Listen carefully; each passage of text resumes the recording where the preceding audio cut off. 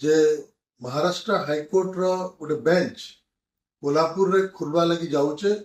एवं अगस्ट 18 रु सेटा आरंभ हवा निश्चित भाव में स्वागत योग्य पदक्षेप है। किंतु दुर्भाग्यर विषय है आम जेन पश्चिम ओडावासी जेन दशंधि धरी बरस बरस धरी जेन लड़े लड़ुचु कि आम पश्चिम ओडा गोटे हाईकोर्ट बेंच हो बोली एवं संबलपुर हाईकोर्ट बेंच हवा बोली एवं आज कही रखवा लगी चाहूचे स्वाधीनता पर मुझे धन्यवाद देमी खाली दुईटा मुख्यमंत्री जे कि प्रस्ताव देइथिले प्रथमे प्रभात पुरुष विजु पट्टनायक एवं तापर सुपुत्र नवीन पट्टनायक आज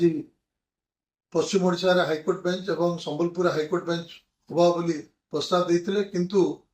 दुर्भाग्यर विषय है केंद्र सरकार सबु बेले इ प्रस्ताव के तार भूल भटका बाहर करिकी केबे ग्रहण नहीं करी एछनका भुवनेश्वर भी एवं दिल्ली रे बीजेपी रो सरकार रही छे जदि तागर पश्चिम ओडिशा प्रति दरद अच्छे